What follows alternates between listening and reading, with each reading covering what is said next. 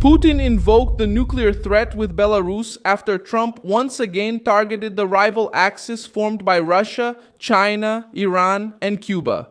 This Friday, May 22, 2026, Moscow mobilized troops, missiles, submarines, and nuclear command for drills to send a message to the West. But the move reveals more pressure than confidence. Trump put pressure on Iran over uranium, put Cuba on the Caribbean radar, took a tougher stance against blackmail in Hormuz, and showed that the United States will not treat this bloc as separate crises. That's when Putin resorts to the most dangerous language he has, the atomic threat, trying to scare governments, stall decisions, and protect allies who have started to feel the weight of the return of American strength. But the question now is different. Is Putin threatening because he controls the game, or because he realized that Trump has finally targeted the heart of the rival axis? And why did Moscow escalate the rhetoric right now?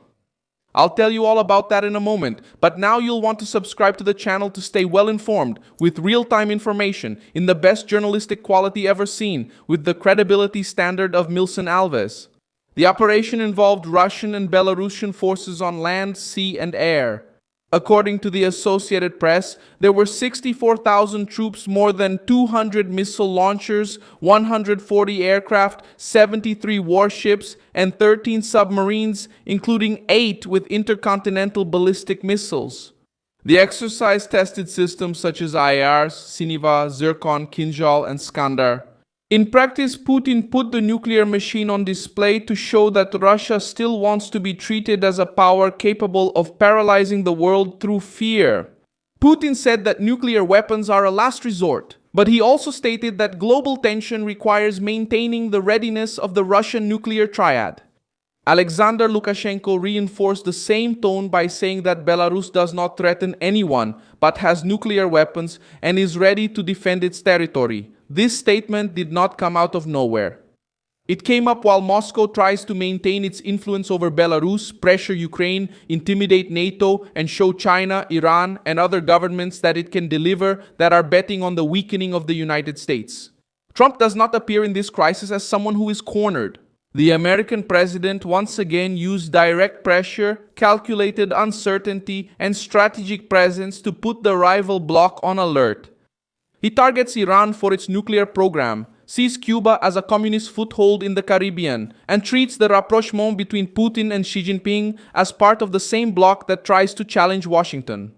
That's when Putin ramps up the nuclear rhetoric, not because Trump is in a panic, but because Russia has realized that the White House is once again applying pressure where it hurts. Iran is one of the central pieces of this pressure. Trump stated on May 21, 2026 that the United States will recover the highly enriched uranium from the Iranian regime and prevent Tehran from keeping material capable of fueling a nuclear threat. Reuters reported that the American government is demanding that Iran hand over this stockpile, while Iranian sources indicate resistance from Tehran's leadership. Marco Rubio also toughened his message about the Strait of Hormuz. The Secretary of State stated that any Iranian system of charging for the passage of ships would make a diplomatic agreement with Tehran unfeasible. The Iranian proposal to create an authority to control the route and charge fees was treated as a global and illegal threat. Cuba comes into this picture because it is located at the most sensitive point in America's backyard.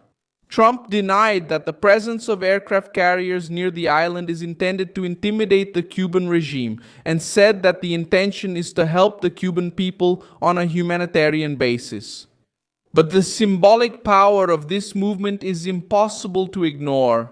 When Washington deploys naval assets in the Caribbean, and Marco Rubio says that the chances of a negotiated solution with Cuba are low, the communist regime receives a clear warning.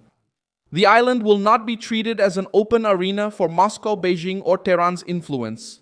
Putin is raising the stakes because he saw Trump put pressure on Iran, diplomatically surround Cuba, talk about national security in the Caribbean, and put the United States back at the center of global pressure. The one who needs to conduct a giant nuclear exercise to send a message is Moscow. The one forcing the opponent to expose themselves is Washington.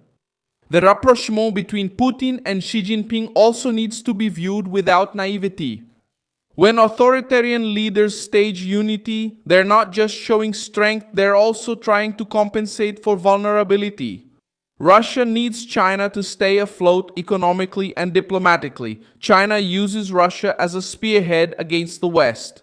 Iran tries to survive amid nuclear threats, drones, missiles, and control of routes. Cuba seeks external support because its communist model has left the people facing shortages. Trump understood that these problems are not separate, they are pieces on the same board. The White House also began to treat drones and attacks on power structures as a real risk. Trump talked about increased security, thick glass, reinforced walls, and structures against drones. Trump is talking about state protection at a time when rival regimes are using simple technologies to create huge political effects. The historical fact that helps to understand this moment is the Able Archer exercise in 1983.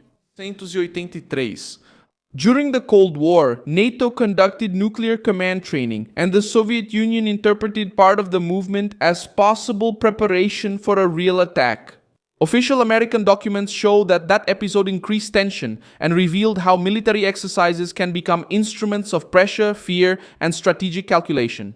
The difference now is that Putin uses this kind of display openly, with cameras, numbers, and public messages to try to halt decisions from the West. The comparison with North Korea also shows Trump's method. In 2017, Kim Jong-un escalated the nuclear threat and tested America's limits. Trump responded with tough language, sanctions, and maximum pressure. Then he paved the way for direct diplomacy.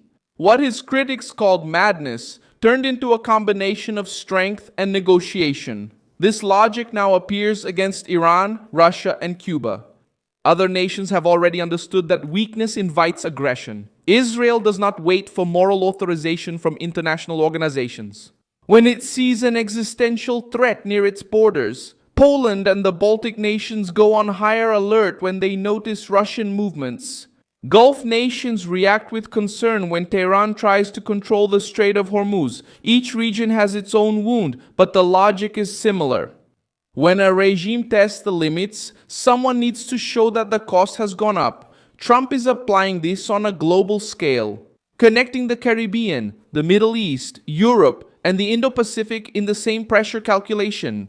Now, the immediate consequence is a battle of nerves. Putin will try to keep the nuclear threat in the news, to scare European governments and put pressure on negotiations over Ukraine.